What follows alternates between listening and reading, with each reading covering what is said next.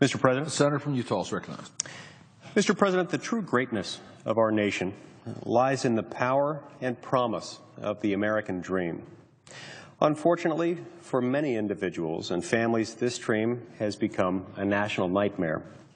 Without the clear priorities and accountability of a budget, we continue to careen toward the economic cliff, with our massive debt and trillion-dollar deficits threatening the prosperity of Americans from every walk of life. To put it simply, we must change course. Restoring the American dream will require more than clever bumper sticker slogans. While optimism is an important part of the American dream, hope simply is not a strategy for the kind of course correction our country desperately needs. Doing nothing is no longer an option. Although this President and this Congress have attempted, by not having a budget, to convince the American people that doing nothing is somehow the only option. Ignoring our broken entitlement programs, maintaining our complex tax code, and pretending we don't have a spending problem ensures that our economy will never truly recover and the American dream will not be restored. The good news for Americans is that many of us do have solutions to confront and correct the country's most pressing challenges. In today's debate and discussion, the nation has seen that changing course and balancing our budget doesn't have to take 30 years, nor does it have to require the kind of drastic cuts that could devastate America's most vulnerable citizens. As we conclude this debate, I remind my colleagues of the old adage: you can make excuses or you can make progress, but you cannot make both. Given the gravity of our current situation, we should also recognize that our present path is unsustainable. A course correction is coming.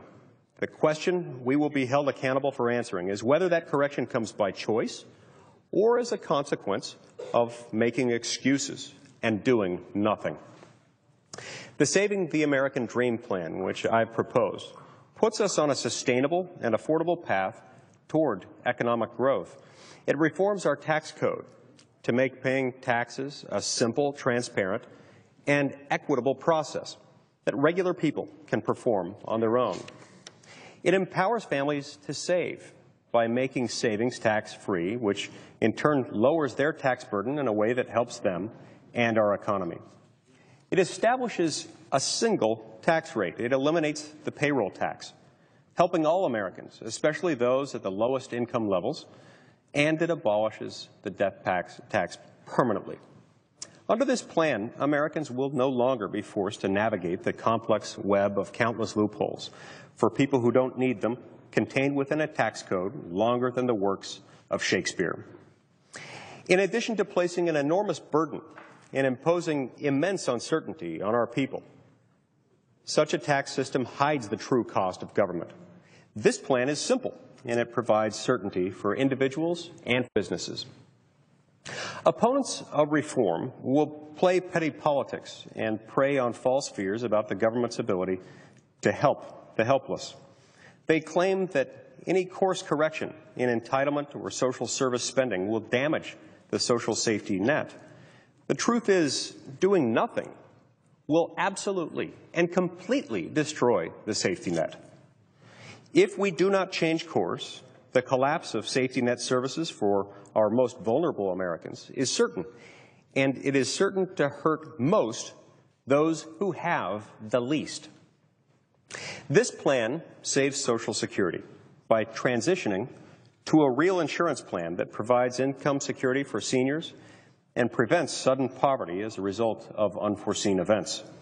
The affluent elderly, such as Warren Buffett, will see a decrease in benefits. This plan thus allows people like Mr. Buffett to help in a way that is actually good for our economy and for job creators. The Saving the American Dream plan also ends the government takeover of health care and puts dollars and decisions back into the hands of families and individuals and their doctors. Just like school choice allows parents to make sure their kids don't get stuck in a failing school system, this plan ensures families don't get stuck in a failing health care system. And finally, this plan acknowledges that we have a spending problem and works to reduce the size of government, to eliminate waste, lower the future burden on taxpayers, encourage productive economic activity, and enhance individual liberty and choice. It reins in spending by a total of $9.6 trillion over 10 years when compared to President Obama's budget, and by $7.1 trillion as against the CBO baseline. Supporters of the status quo will have every excuse as to why this budget or that budget won't work. But now is the time to stop making excuses and start making progress. Today, we will have a vote on 5 budget proposals. But this is only the beginning of the discussion. I can say confidently that Republicans have done a tremendous amount of work to craft proposals that begin to change our course and move our country in the right direction, in a sustainable direction.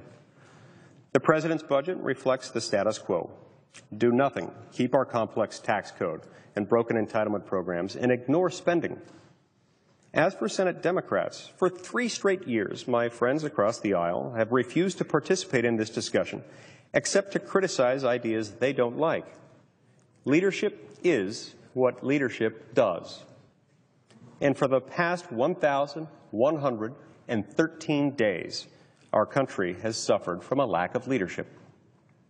I ask my colleagues, if you cannot vote for these budget plans today, will you at least do the right thing for the country, put aside election year politics, show true leadership, and work with us to explore and implement real solutions? We cannot stand by the status quo. We cannot decide by default to do nothing. The American people expect more, and they deserve better. We need every American to join us in finding the solutions that will enable us as a nation to change course. The Saving the American Dream plan is about empowering individuals to define their own dream and ensuring that they have every opportunity to make that dream a reality.